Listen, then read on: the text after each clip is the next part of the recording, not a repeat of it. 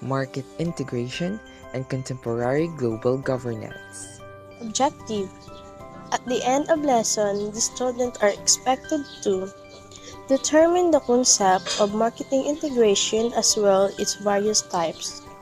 Learn the effects of different types of marketing integration as well as the degree of integration and understand the concept of global governance. Market integration. Market integration occurs when prices among different locations or related goods following similar patterns in a long period. A group of prices often move proportionally to each other, and when this relation is very clear among different markets, it is said that the markets are integrated. Market integration is also defined as a process which refers to the expansion of firms by consolidating additional marketing functions and activities under a single management. Removal of barriers between two markets for the same product so that the prices on the two markets become more closely linked. Trade liberalization contributes to the international market integration. So class, when we say market integration, nangyayari po ito kapag yung mga presyo ng mga related goods sa iba't ibang lugar ay may sinusunod na similar pattern sa pagtaas o pagbaba ng presyo ng kanilang mga produkto. For example, dolls and doll clothing.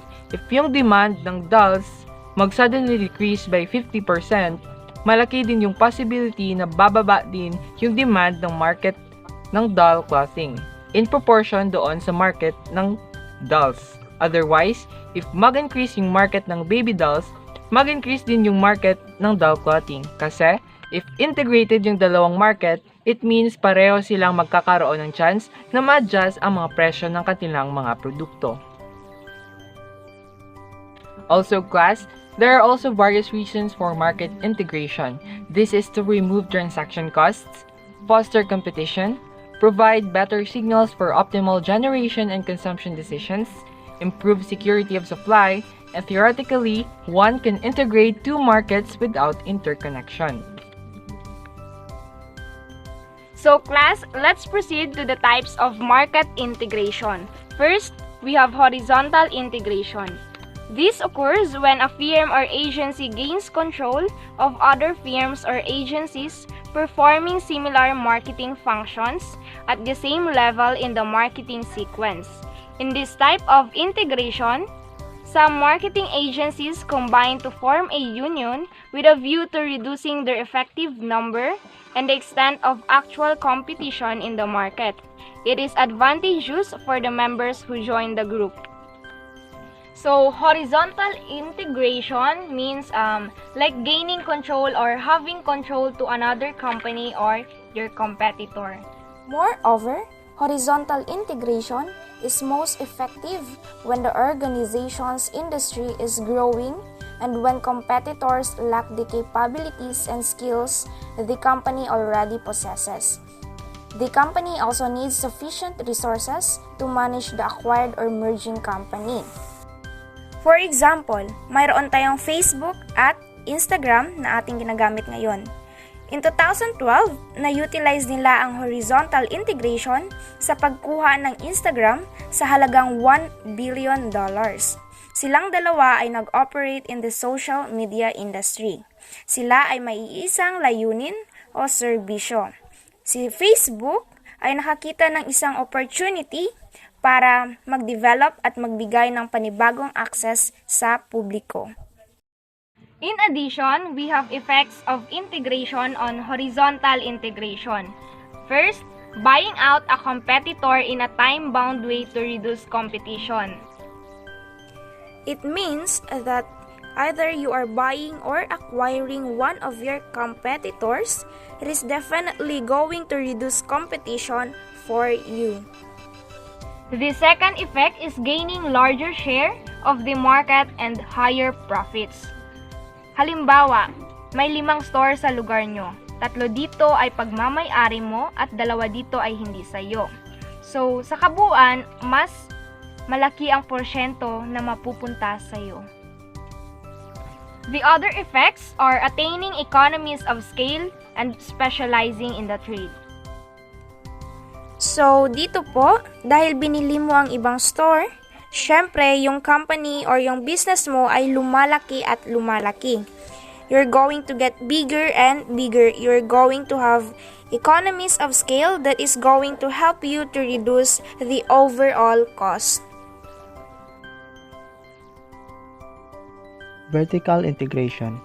This occurs when a firm performs more than one activity in the sequence of the marketing process.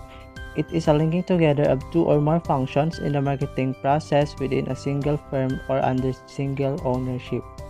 This type of integration makes it possible to exercise control over both quality and quantity of the product, from the beginning of the production process until the product is ready for the consumer. It reduces the number of middlemen in the marketing channel. Kumbaga po, ang vertical integration is a strategy business can use to reduce some cost and control the quality of the product and services they provide. By merging various stages of the production process and supply chain into its own operations, a company can create a competitive advantage. Okay, let's proceed to the forward integration. If a firm assumes another function of marketing which is closer to the consumption function, it is a case of forward integration. Example, wholesaler assuming the function of retailer. Another example po, breaking of bulk. The wholesaler serves as a bulk breaker to the manufacturer to enable the retailer buy the goods. By buying the goods from the manufacturer and selling in a smaller unit to the retailers, the wholesaler is helping to make sure that the good goes through the channel of distribution. Backward integration. This involves ownership or a combination of sources of supply. Example, when a processing firm assumes the function of assembling or purchasing the product from the villages. If we talk about backward integration, it is when a company expands its roles to fulfill tasks formerly completed by business up the supply chain. Backward integration often involves is buying or merging with company that supply each products. Okay, let's proceed to the effects of integration. First, more profits by taking up additional functions. In economic terms, profits is defined as a reward received by an entrepreneur by combining all the factors of production to serve the need of individuals in the economy faced with uncertainties. Second is risk reduction through improved market coordination. For example, planning and collaboration risk reducer organizations are adopting a variety of mechanisms to prevent disruptions from occurring. Third is improvement in bargaining power and the prospects of influencing prices.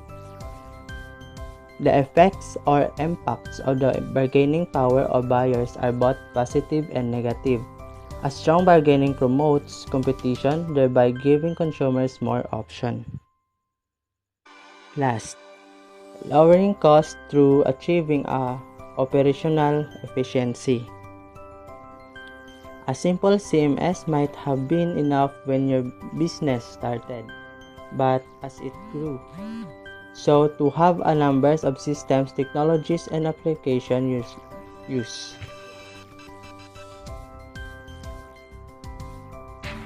Let's jump up to the third type of integration, which is the conglomeration. Conglomeration means a combination of agencies or activities not directly related to each other may, when it operates under a unified management, be termed as conglomeration. For example, for this is yung SM Group of Companies ni Henry C. Mayroon silang iba't ibang agencies or activities na hindi related to each other. There are various effects of conglomeration, and these include risk reduction through diversification, acquisition of financial leverage, and empire building urge. Ibig sabihin nito, pag nalugi yung isang company, pwedeng saluhin ng kabila kasi isang management lang sila. Moving on, There are two types of degree of integration. These are the ownership integration and the contract integration.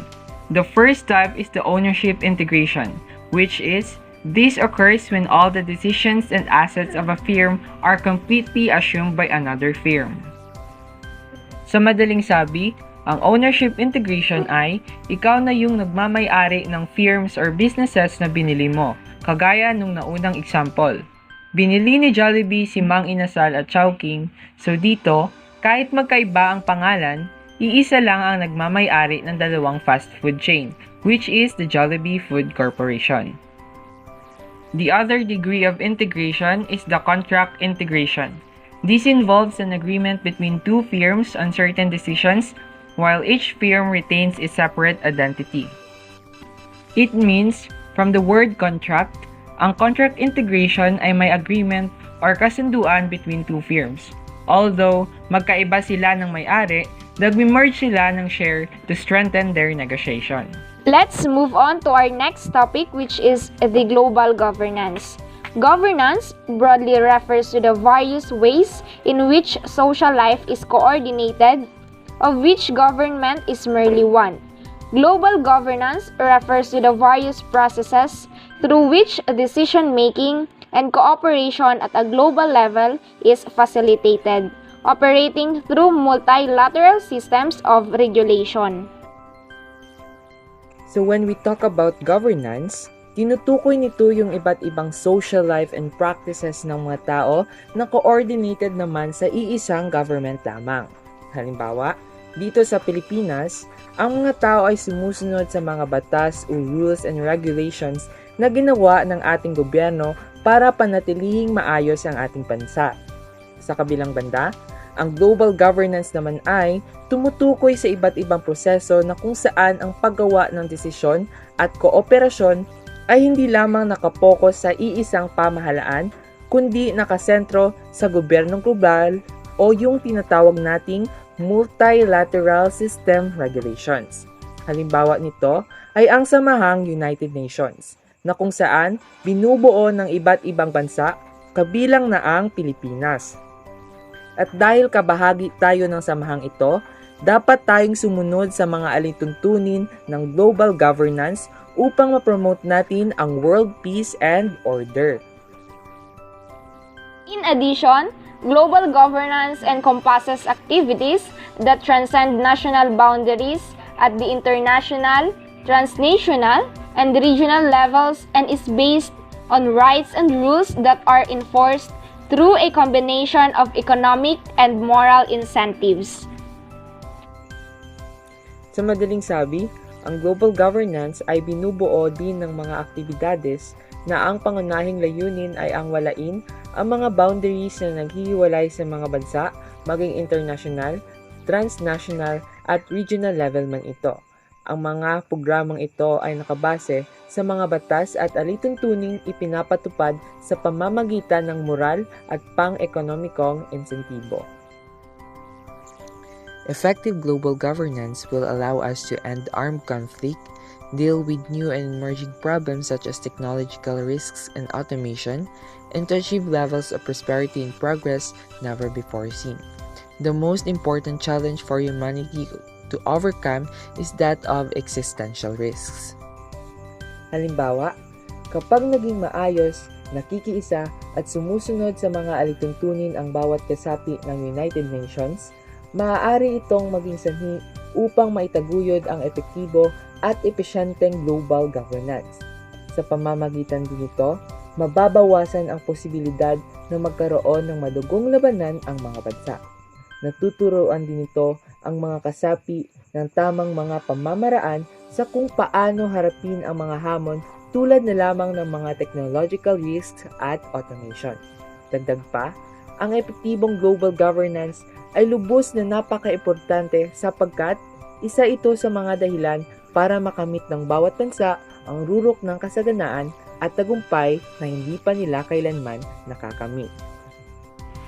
Global governance encompasses the totality of institutions, policies, norms, procedures, and initiatives through which states and their citizens try to bring more predictability, stability, and order to the responses to transnational challenges.